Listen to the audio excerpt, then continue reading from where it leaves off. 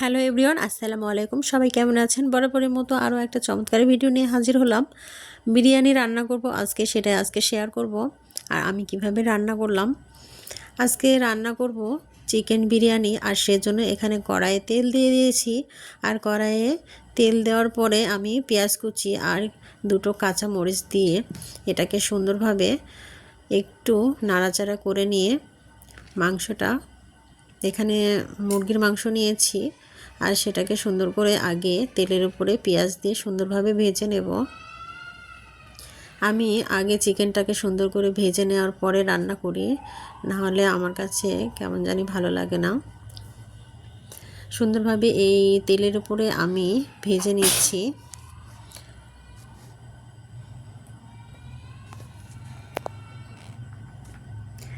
ভেজে নেওয়ার পরে আমি এখানে মশলা অ্যাড করব। আর সেজন্য এখানে আমি বাটা মশলা, আদা রসুন জিরা বাটা, গরম মশলা এগুলো বাটা দিয়েছি। আর এখানে কিছুটা দারুচিনি, গোলমরিচ, এলাচ এগুলো মশলা দিয়েছি। আর রেগুলার মশলা লবণ, হলুদ, মরিচ এগুলো অ্যাড করে দিলাম। মাংসটা সুন্দরভাবে কষিয়ে নেব। আর কষিয়ে এটা রান্না করে নেব। একটু পানি দিয়ে দিব, দিয়ে সুন্দরভাবে এটাকে কষিয়ে নেব।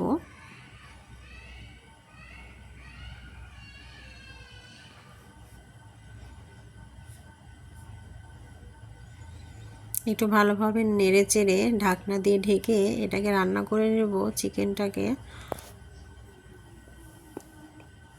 এর মধ্যে আমি কিছুটা গাজর কুচি করে রেখেছিলাম, সেই গাজরটা অ্যাড করে দেব। আর আমি এখানে ছোলা বুট সেদ্ধ করে রেখেছিলাম, সেটাও অ্যাড করে দেব। দিয়ে এই চিকেন বিরিয়ানিটা রান্না করব। আসলে এটা ইফতারের আইটেমে আমি রান্নায় রেখেছিলাম, আর সেটাই আজকে শেয়ার করলাম। ঢাকনা দিয়ে ঢেকে সুন্দরভাবে সেদ্ধ করে নেব। আর এদিকে চাউলটা তেলের উপরে ভেজে নেব। এখানে চাউলটা তেলের উপরে ভেজে নিয়েছি। এখানে পোলাওয়ের চাল নিয়েছি।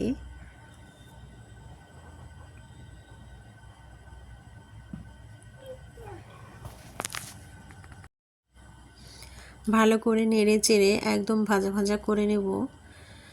যেভাবে আমরা পোলাও রান্না করি আসলে সেভাবেই সুন্দরভাবে তেলের উপরে এটাকে ভেজে নিচ্ছি।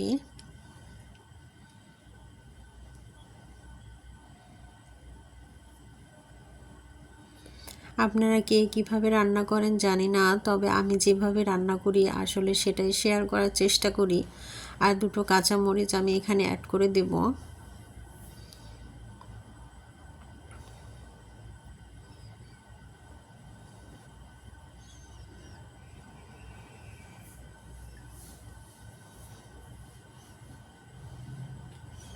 আর এখানে রাইস কুকারে গরম পানি দিয়েছিলাম। আর গরম পানিতে আমি আদা রসুন বাটাও দিয়েছি, সব মশলায় অল্প অল্প করে দিয়েছি।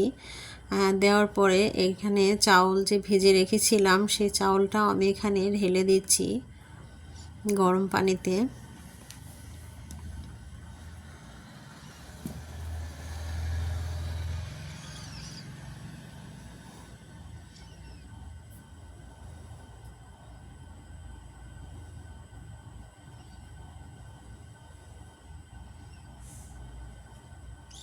আর কিছুটা দুধ আমি এখানে অ্যাড করে দিলাম।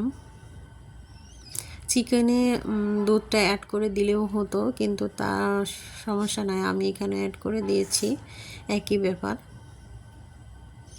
আর এটাকে একটু নেড়ে চেড়ে আমি চিকেনটা এখানে অ্যাড করে দেব। এখানে চিকেনটা আমার রান্না হয়ে গেছিল, অলরেডি তুলে রেখেছি, আর সেটা এখানে অ্যাড করে দেব।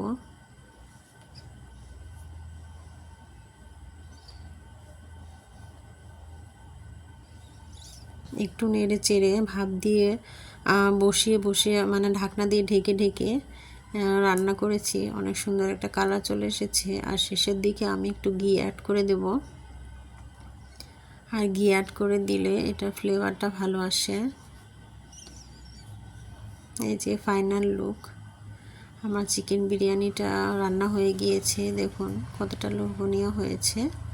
কেমন লাগলো আমার ভিডিওটি অবশ্যই কমেন্ট বক্সে জানাতে ভুলবেন না। সবাই ভালো থাকবেন, সুস্থ থাকবেন। আবারও দেখা হবে নেক্সট কোনো ভিডিওতে। সে পর্যন্ত সবাই ভালো থাকবেন। আল্লাহ হাফিজ।